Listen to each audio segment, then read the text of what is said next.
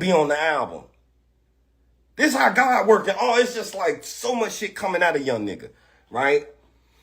So I'm like, okay, cool. Boom, boom, boom, boom, boom. So my shawty go through with the motherfucking whoop-de-whoop. She come out crying. I'm hugging her. But while she in there, I'm talking this Greg Street. Like, Street, we did this, Street. We did this, Street. Like, Greg Street is the most pivotal nigga in my life. So it was so crazy. Like, that shit happened to me. So fast forward, you know, I'm getting in the music industry. And this when I first meet, you know, the guys. So they fly me to, you know, New York. I end up meeting Kobe Bryant. I met Alicia Keys. That was the first time I met Nicki Minaj. I met Mos Def. I'm just in here. This is cruel summer. I mean, this is Good Friday shit. So when y'all hearing all this Good Friday shit, this is around that time. So I'm doing my thing. I'm writing for other people in there. I'm, you know, doing my thing. And Ye got me freestyling for everybody in there. Now, Big Sean. Okay, let me give y'all the Big Sean story. So Big Sean, my guy, but sometimes it just be rocky. It be family business, and I already understand the shit be rocky, bro. But I'm just telling my truth now. I can't hold my truth no motherfucking more. You know what I'm saying? I'm freestyling the double XL motherfucking the double XL photo shoot we had. Remember the cross on the motherfucking double XL photos? I mean, on the cover? Yes, that photo shoot. You can act, they got it on tape. Y'all can act double XL about this. Ye like, man, rap for double XL, bro. I get the going. They, oh my God, this nigga the greatest. I ain't gonna even front. I just know, yeah, Big Sean kind of competitive, but he ain't like that. He ain't like it. That nigga jumped off the table and cut my verse off and just started rapping. I'm looking at this. I never heard of this nigga before. I'm like, who is this nigga? They like, oh man, that's Big Sean. He going off too. He like, nigga, woo. Man, I go back in on Sean. He go back again. I go back in on that nigga, and I go back in on that nigga, and I go back in on the nigga. Again. You can't out-rap me either, bro. So anyway, we end up going to like motherfucking all these radio stations. That's when y'all see the Funk Flex freestyle. Y'all see us on Funk Flex. And I let Sean go for it. He got his shit off. And then the God came. And I wasn't even prepared for that. It's like, I don't even know niggas freestyle on the radio yet. But when God come in the room, he comes through a nigga, especially like me. So I get to going crazy. Y'all can go look it up. I'm a young nigga on motherfucking on the radio on Funk Flex, and I'm going fucking crazy. You get what I'm saying? But you know what I'm saying? I think one thing with me and Sean cool, but it's like, you know, I don't want to say this, but I gotta say it. I helped him with some records, right? And the nigga, instead of me, I always would turn down what I really supposed to get as far as percentage-wise on these songs. My bad. I would really turn down what I supposed to get percentage-wise on these songs for swaps. If y'all don't know what a swap is you know, when you do something for a nigga, instead of a nigga paying you, he'll swap you a verse or swap you a song. Man, I've been trying to get that swap for 20 years, bro. I'm just keep it a buck with y'all. I can't get a swap from none of these niggas. You too, I love you, Trav, but you too, bro. You too, bro. You know, y'all know what I did for Trav. Keep it all the way on, I had a large amount of Sicko Mode. You know what I'm saying? I had a large amount of Sicko Mode, right? So they called me, his people called me like, man, the sample taking up this. We got this many samples on it. We got this. Can you just take this significant cut? I think it was like a 10% cut. Now, Sicko Mode is diamond, y'all.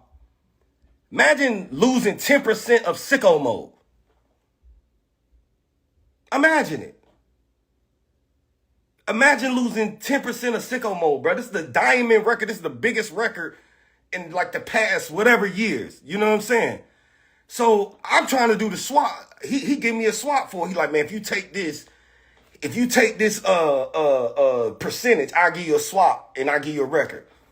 Whatever. You think I'm gonna get that record? Nigga, I've been calling. I'm calling. I know he going through his shit, but man, I'm calling and all this other shit. Niggas don't want to answer the phone. Niggas don't want to give me my swap. I'm like, okay, cool, boom, right? All right, cool, fuck it. I'll get it one day. You know what I'm saying? Fast forward, bruh. So, we back into our shit. We doing our shit. Boom, boom, boom, boom, boom. I end up doing Sicko Mode. The shit go crazy. Now, I don't know that Drake is getting on Sicko Mode, y'all. This is just, me. I helped him do the record. It was just Sway Lee and it was just Sway Lee and fucking Trav on the record. Drake jumps on the record. When Drake jump on the record, I'm like, oh, this shit out of here. So we boom, number one record, boom, number one record of the country. Now, before this, let me go back. Let me go back a little bit. I worked on Black Skinheads.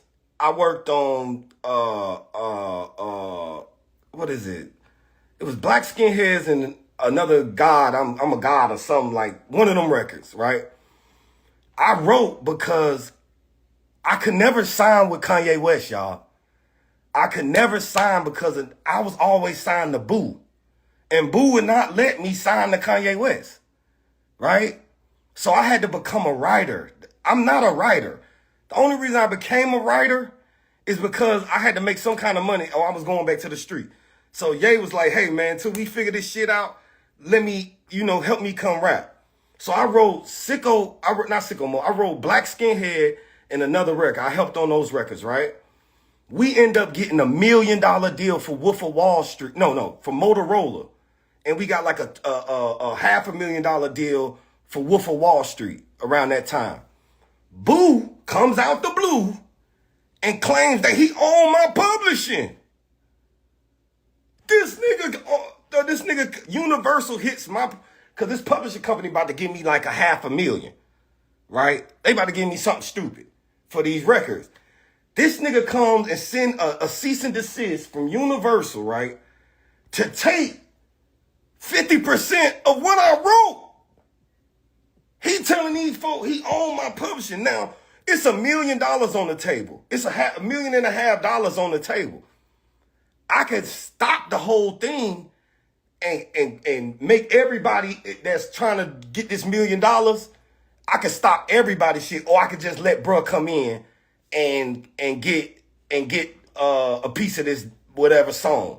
So I just said, man, fuck it, bruh. I can't hold it up. I ain't got no money. I can't hold it up. Man, let this nigga get this shit. But I knew I didn't want to let him get this shit, but everybody was advising me, man, just go on and do it, bro. Just go on and do it, bro. We can't miss this Motorola deal. We can't miss this Wolf of Wall Street deal, bro. Yada, yada, yada, yada, all this sucker ass shit. Yada, yada, yada. I'm like, man, this nigga on some lame ass shit, bro. This nigga he was just a thorn in my side, right? So I end up giving it to him, right? Boom. I didn't give it to him. He took it, really. He just sent Universal. So during this time, I'm trying to, after that, I end up trying to get my percentages back and shit, right? All these lawyers I'm hiring, they can't get my percentages back from Universal. They can't get my percentages back from Universal. Can't nobody get my percentages back, right? So I'm like, okay, cool. Can't nobody get my percentages back. Man, I go online and Google, what's the phone number to Universal Publishing? I motherfucking call Universal Publishing for 5 days straight, bruh.